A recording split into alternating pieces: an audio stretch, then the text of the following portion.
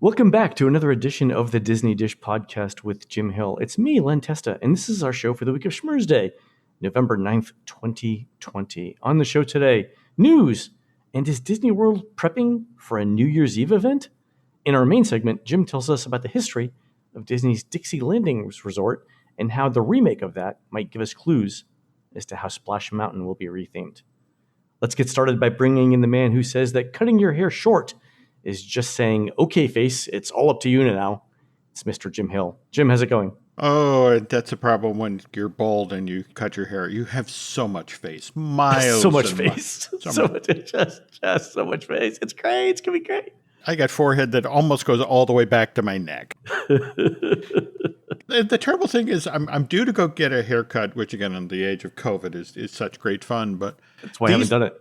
Yeah. These days, in my case, I think sheep get more attention. I go into the equivalent of Supercuts and they go to my file and it's like, okay, we pull out these two blades. And it's like, we're done. All that for $24. Wow. This is a great investment of my time and money. So I'll tell you a quick Las Vegas story. So I was doing research for the Las Vegas Unofficial Guide one time, and I drew the enviable task of testing out the Canyon Ranch Spa in Las Vegas, which is a wonderful, or at least back in the day was a wonderful spa. So they asked me to get a haircut there to see what it was like. And in those days, my haircut was basically a number 4 razor all over. Simplest, like it was like sheep shearing, right? Basically, you just run the number 4 razor over your entire hair and it was done. So I get in there and my stylist does the number 4, and I'm booked for like half an hour. It takes like 3 minutes to cut my hair, right? So she says, well, I feel guilty about charging you. It was $60 for the haircut. $60 for a haircut. Why don't I massage your scalp for 20 minutes and we'll call it good? Jim, I was asleep in 30 seconds. It was the best haircut. I woke up, I was drooling on the little thing the little cover they put over you. And she was like, yeah, that happens all the time. Don't worry about it. Wow. Best haircut experience I've ever had. Canyon Ranch Spa, Las Vegas. My spa experience is limited to the time that you, me, Nancy, and Laurel did the Disney Dream. And you were kind enough to spring for the passes to the onboard spa there. Oh, yeah. I learned things about myself I never knew before. Like, I must be part lizard because that heated rock seat. It was good. No, that's exactly. Lay there and it's like, okay, where did 3 hours go? It's like, well, your reptile brain took over. But I think the Rainforest Spa package on the Disney Cruise Line is one of the best, most affordable things in the Disney Cruise Line. It's amazing. Yeah. Absolutely. I spent entirely too much time walking back and forth between the various showers. It was good time. So, all right, let's get on with the show, Jim. Let's do that by starting off with a shout out to subscribers over at disneydish.bandcamp.com. Thanks to everyone who subscribes to our show on Bandcamp. I hope you all enjoyed listening to my live walk around in the Magic Kingdom on Halloween. We've got lots more stuff coming up, including a huge new series on the storytelling ideas proposed for Epcot back in the 1970s by Hollywood producer Joseph Mankiewicz. And Jim and I have never talked about this before, and I've never even heard of these notes until just recently. And these ideas are really, really detailed. They're full of big concepts, and they're nothing like we've ever seen before. And I can't wait to get into these with Jim and to share them with you guys. So thanks to new subscribers Sealord231, Timmy H, and Arctic Knights, and longtime subscribers Robert F, Len Y, nice name, and Kyle M. Jim, these kids invented the "Don't Pull This Rope" gag that's now in front of the Indiana Jones Epic Stunt Spectacular when they fell into a construction pit in Echo Lake after a long night of beer pong with the Muppets and Teenage Mutant Ninja Turtles. True story. Sure. Absolutely. I can verify this. Construction accidents happen, Jim. That's all I'm saying. This is true. All right, let's do the news. Folks, the Disney Dish News is brought to you by Storybook Destinations, trusted travel partner of the Disney Dish podcast. For a worry-free travel experience every time, book online at storybookdestinations.com. Jim, we mentioned on last week's show that Disney World had increased its park hours for December 20th through December 30th. And alert listener Scott sent in a survey that he received from Disney asking about his interest in a New Year's Eve event. Would you like to hear those questions on the survey? Okay, sure. Ooh, New Year's Eve event. All right. So the survey starts off with the standard, how did you like our coronavirus protection stuff? But then the questions change, and it starts this way.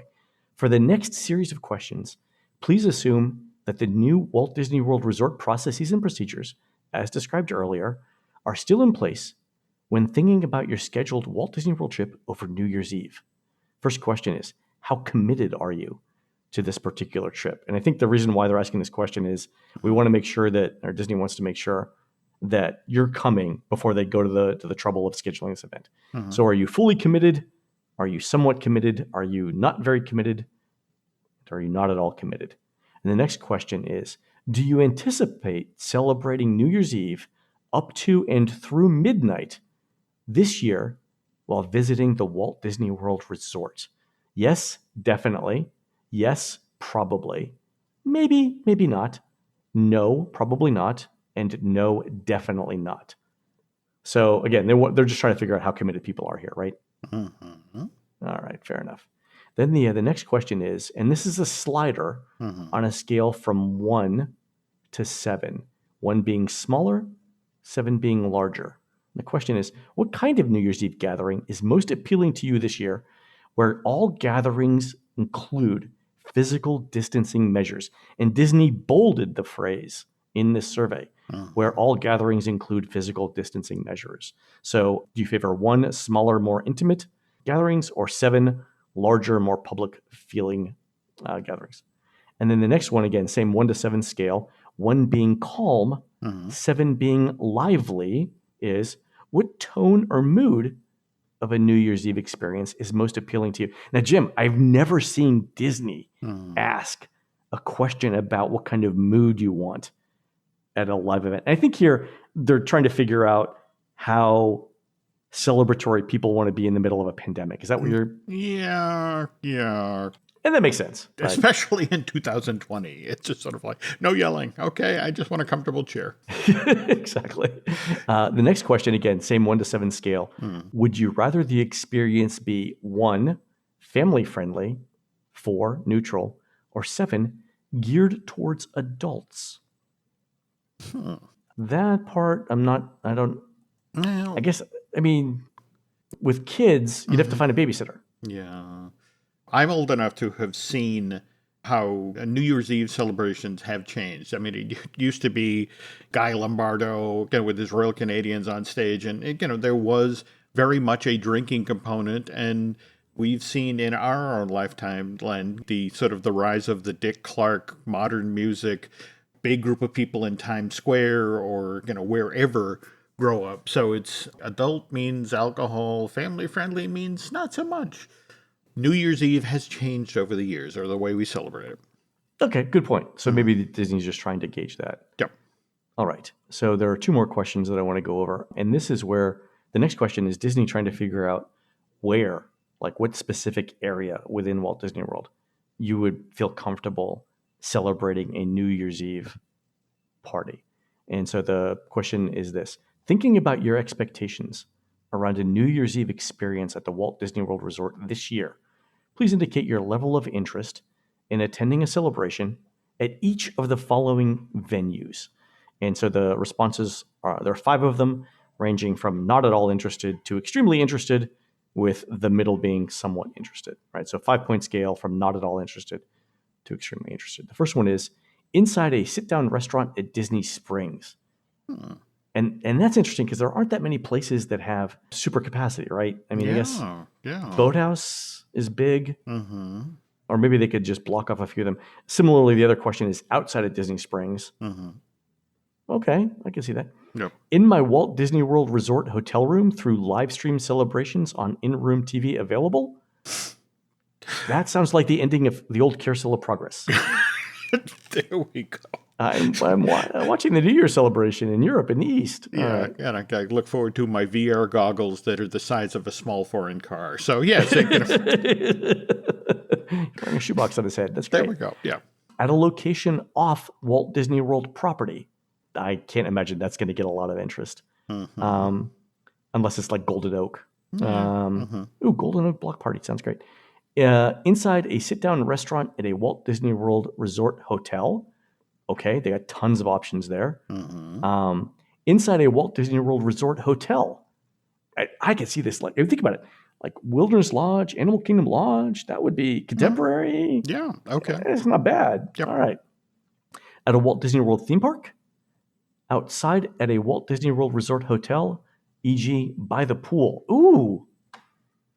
I could do the Poly outside. It's going to come down there to weather. I don't know if people would... no, that's it exactly. The wild card is Florida can be Florida. Wonderful, pleasant, and also rainy and cold, especially that time. I mean, I've been in Walt Disney World in December where it's above 90, and I've been there when it's below 60. So Scott, his option was inside a sit-down restaurant at Disney Springs, and he said that he would not be interested in that. So the next question, I guess the way that you answer that, if you answer at an extreme, not at all interested or extremely interested, then they ask you why, and there's a free-form text field. That is interesting. So they want to know why. So that means if they're asking why, that means someone must be reading these things one by one. Oh, absolutely. We had seen previously with the expanded hours, especially at Epcot, something is going on at nighttime, for the holiday season. And by the way, I guess I should add here that I heard back from a number of people who are working on the Harmonious team, and they're like, first of all, shut up. Were they like, yeah, just don't. They did confirm, yes, we do have pressure from management to try to deliver this. Yeah. But at the same time... You're not helping, Jim. You're not helping. But they brought up that our lovely friend BioReconstruct regularly does flyovers and gives us updates on, the construction phase. And it's like, did you notice the photos of the arms we haven't loaded onto things? And the genuine fear that if they just use the component parts to do a temporary holiday themed show where they just push these things out on the water and put in temporary programming, that it's like, if that doesn't go over with the public, then we're back in Rivers of Light 2. We have a show that has a bad rep before it even starts.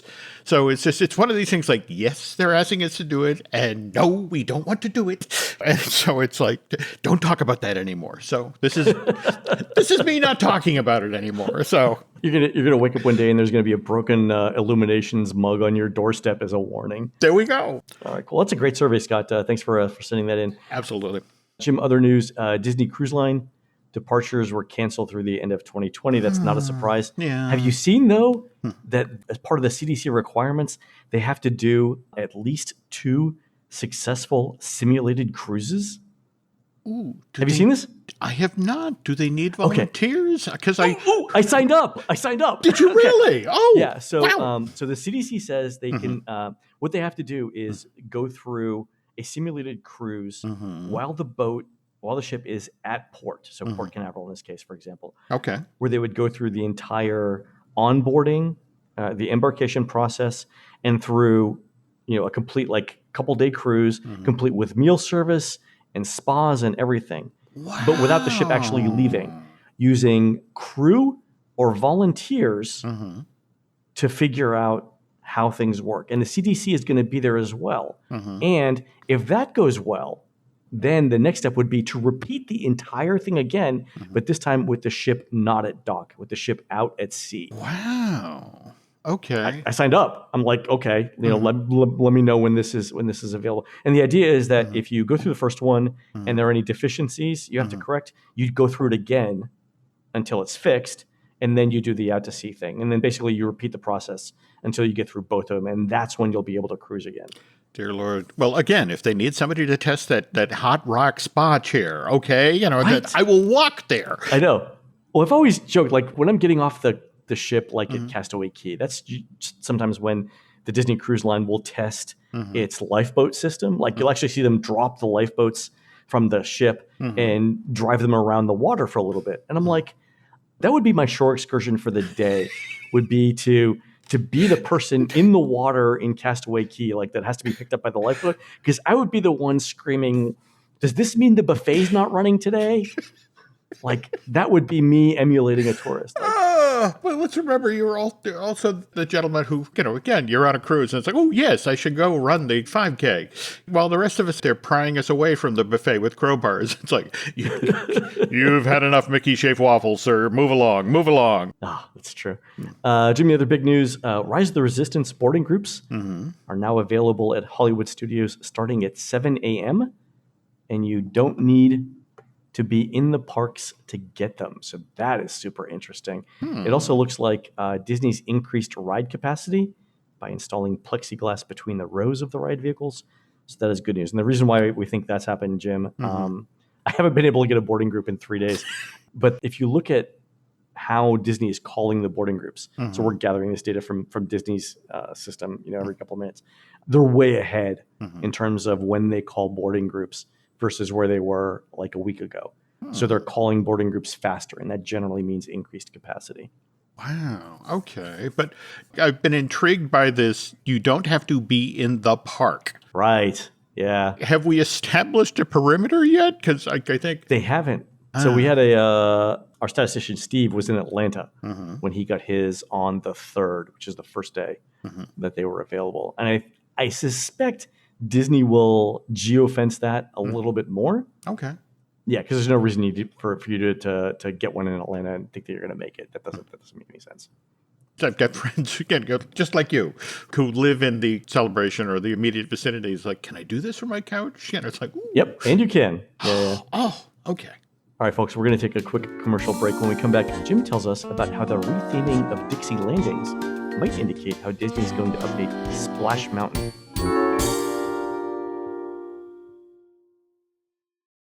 Optimism isn't sunshine and rainbows. It's fixing things, changing the way we fix things. It's running the world on smarter energy. Because if optimism never stops, then change can't either. GE Vernova, the energy of change. This podcast is brought to you by Carvana. Carvana lets you buy your next car on your terms. Explore a massive inventory online, filter for what matters, and find your perfect match. Then choose delivery to your home or pick it up at one of Carvana's iconic car vending machines. Every car also comes with a 7-day money-back guarantee, so you can make sure it's the right fit. Buy your car on Carvana. Delivery or pickup fees may apply. Limitations and exclusions may apply. See our 7-day return policy at Carvana.com. Carvana. Breathe deep. Imagine your legs more limber in Duluth Trading Double Flex Denim. Envision euphorically squatting for that can of suds, bending for your toolbox in a state of bliss, lunging for your laser level on a whole new level. Relax and allow the flex to fill you with ability. Find your inner flex in Double Flex Denim only at Duluth Trading.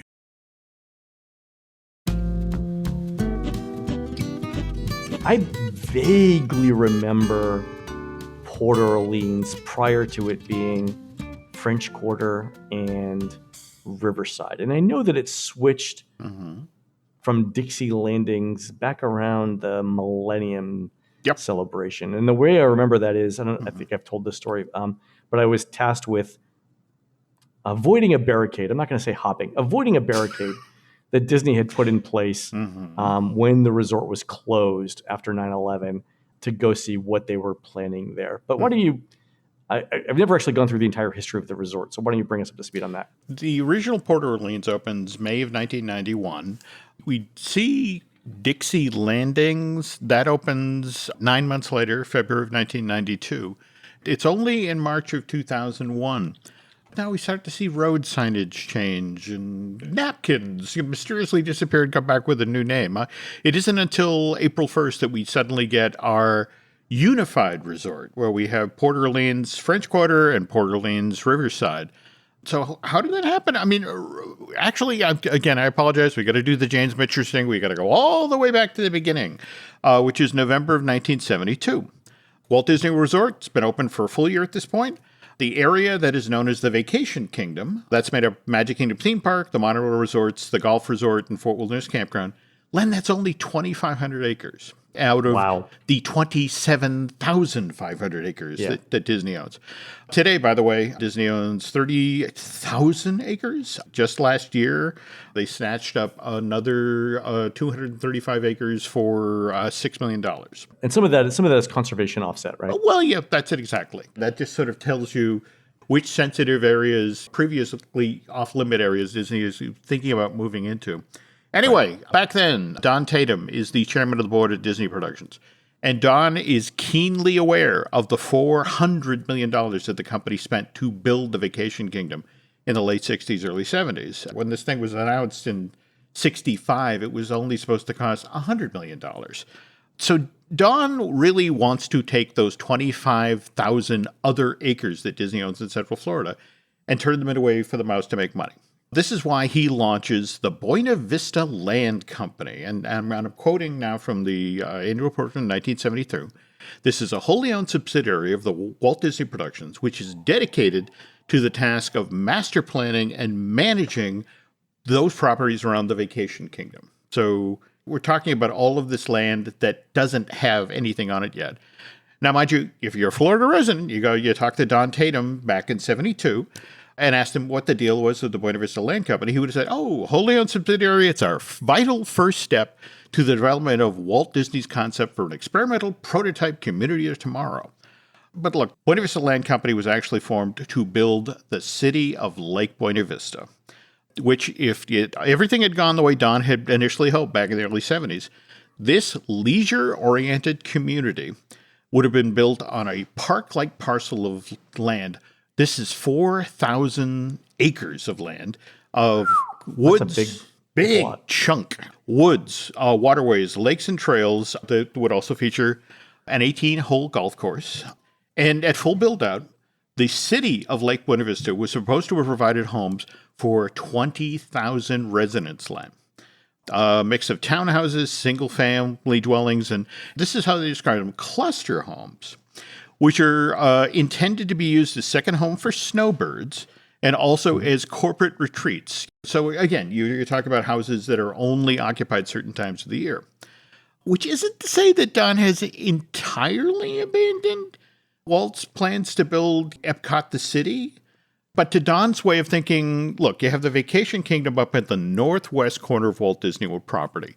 And you have the city of Lake Buena Vista, which is going to be built in the southeast corner on these other 25,000 acres. Yeah. And then you have the 6-mile-long north-south road that's been built from the intersection of I-4 up to the Vacation Kingdom. And Is that World Drive? that's World Drive. Okay, all right, fair enough. Yeah. Because Lake Buena Vista is in the southeast corner of the property. There we go. Okay. Okay. So whenever anybody brings up Epcot during this period in the company, the pushback is, the thing about building Epcot is, and this is a quote directly from the annual report from 72, Len, that's going to require the complete cooperation of American industry in order to achieve Epcot's goal of introducing, testing, and demonstrating new systems and technologies. One of the reasons Don insisted on that language is Don wasn't like Walt. Walt was an optimist, where Don was a realist. And he just looked at the corporations that were in America in the 1970s and saw how wildly competitive they were and how unlikely it was that they were going to share or showcase proprietary technology, with their direct competitors. Okay, fair enough. Yeah. So it's just sort of like, yeah, absolutely. The way the plan was set up, they could point to that World Drive, that 6-mile-long north-south road, and go, yeah, see, right there? That's where we're going to build Epcot the city someday. But in the meantime, let's go with more conventional projects like the city of Lake Buena Vista. Don has this $400 million that the company spent on phase 1 of the Vacation Kingdom looming over him. So as a result of which, when it comes to the construction of the city of Lake Buena Vista, he wants to be as cautious as possible when it comes to spending the company's money. So he wants to build on whatever infrastructure is already there. And in this case, we have the off-ramp that the state of Florida built for Disney that came off. Wait, hold on. He's gonna start by saying we've got an off-ramp and that's where we're going to go from there? Absolutely. I mean, seriously, we're talking about... look, there was this Stuckey's that was here, so we're in the gas station business now. All right. I want to say there was John's, the shop that was right by this intersection that made so much money off of the construction workers that the day that Disney World opened, he retired. It's like, oh. Thank you, guys. Yeah. But anyway, yeah, there's this off-ramp at the intersection of Interstate 4 and State Road 535. 535. Yeah. Okay, so this is what led to the Walt Disney World Preview Center, which operated from January of 1970 to September of 71, and also led to Motor Inn Plaza, now Hotel Plaza. Wow. Okay. Yeah. All right, so you have this off-ramp and this access road. And so this actually drives the decision to the effect of, okay, this is where we start phase one of the city of Lake Buena Vista. So in 72, they develop 1,200 acres. So we get waterways and lakes sculpted, we get roads and utilities installed, and then, we get construction of 80 townhouses. And once those 80 townhouses are leased, they start construction of another 53, as well as the 18-hole golf course, because again, Disney management loves golf courses, at least back then. But we have 133 townhouses now in the city of Lake Buena Vista, and the people who live in these townhouses need places to shop. They need places to work. So Lake Buena Vista Land Company, they start work on a commercial center, something along the lakeside that initially is going to be made up of handicraft boutique and convenience stores. Long range, the company also wanted this lakeside commercial center to feature a number of major department stores and restaurants. I remember department stores. Yeah, the Mickey Mall. Right across the street was supposed to be a 110-acre industrial park. The Sun Bank building was supposed to be the first of 13 buildings that were built back there. Sun Bank was the only one that ever made it out of the ground. And, of course, that was because of the Arab oil embargo, which started in the fall of 73, continued into the spring of 74, which derailed so many plans at Disney, including large chunks of the city of Lake Buena Vista. But on the other hand, there's stuff that was already in motion. And, in a weird sort of way, the equivalent of the Tron Life Cycle Run or Ratatouille for Epcot, when all of this stuff went down because of COVID. It's like, well, those are already going forward. So those are going to happen. And in this era, what went forward was the Lake Buena Vista Shopping Village. That opens in March of 75. And as soon as they turn the key on this thing, Len, they're in trouble because they can't persuade people to go over to it as part of their vacation. In fact, things got so desperate, and I'm sure there are folks out there who remember the Walt Disney World ticket books.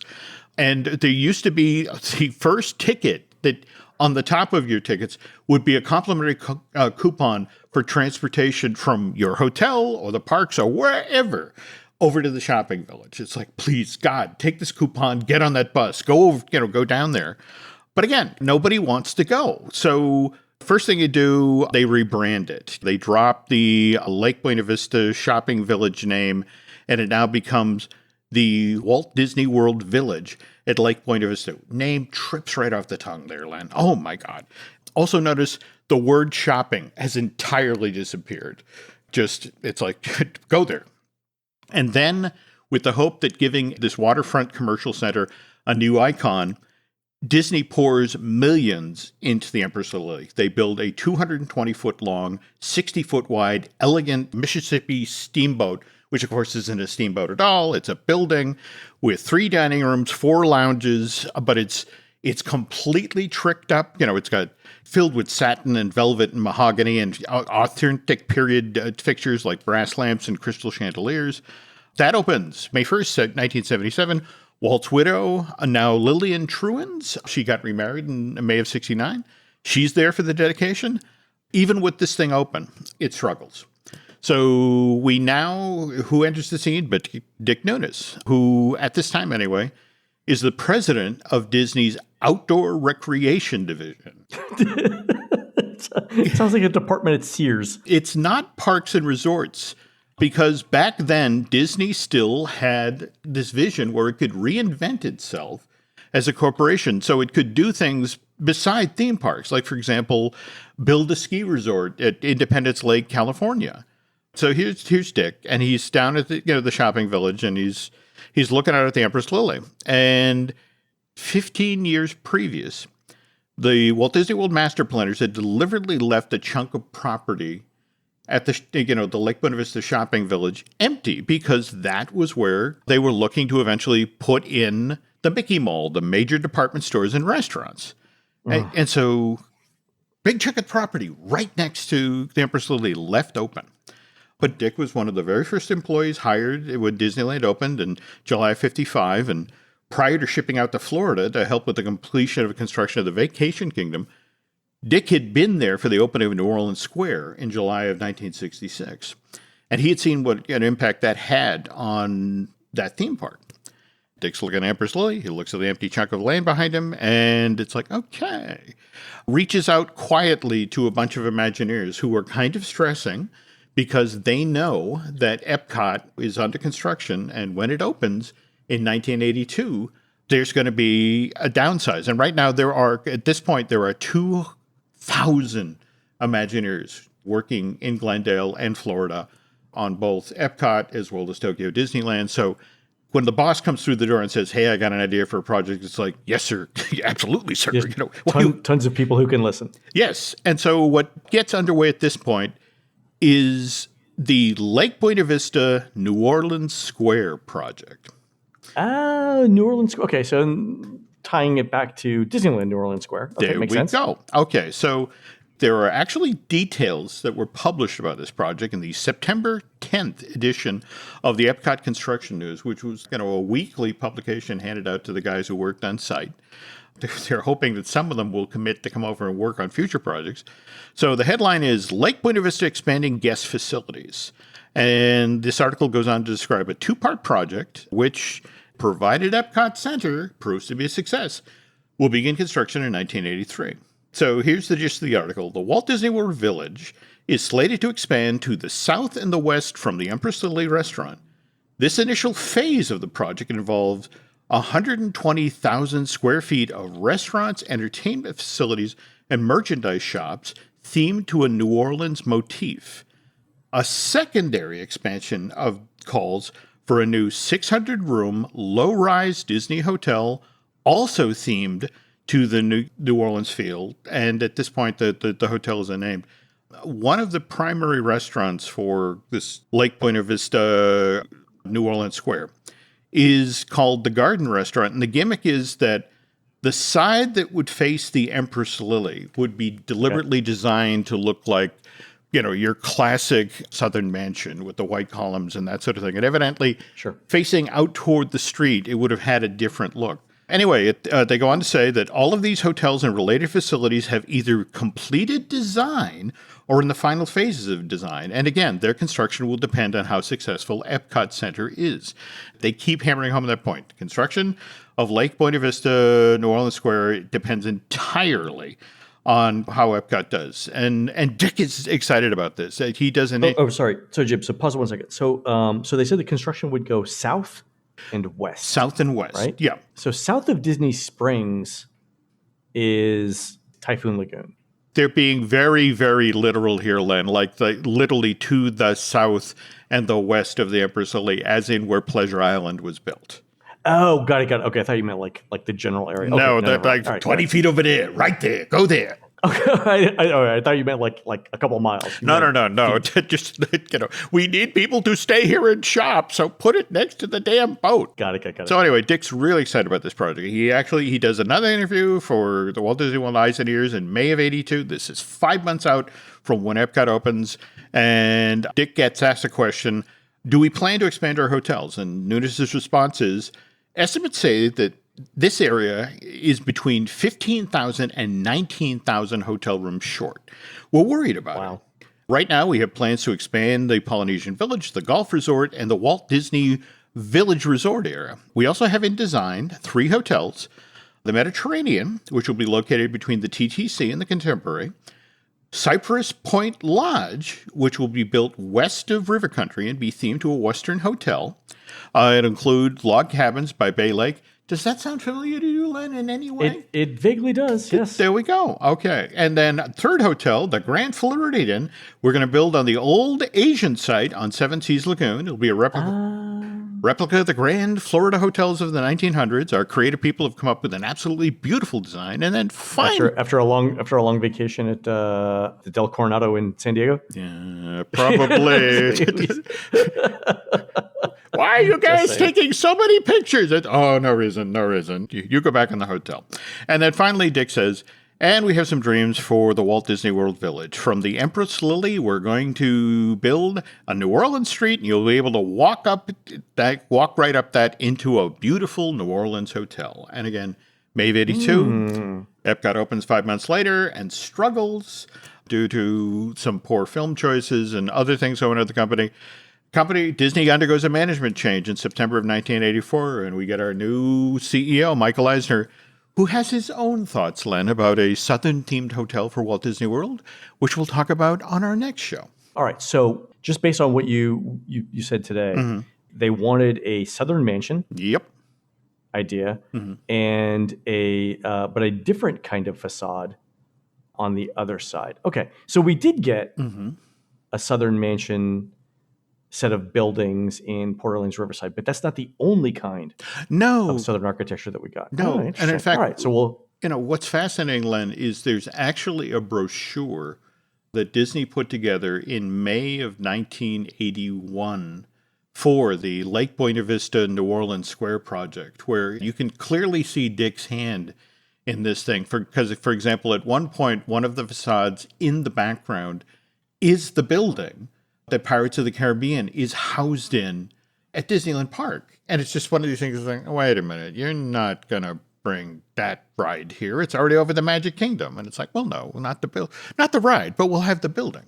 And what's left unsaid, to the effect of, because remember, you have the Empress Room on the Empress Lilly, which was supposed to be the height of dining at Walt Disney World at that point. We're a couple of years out from Victoria and Albert, but supposedly part of the plan for the Lake Buena Vista New Orleans Square was that this was going to be the very first place that you could have the Club 33 experience in Florida. Which, really? Yeah.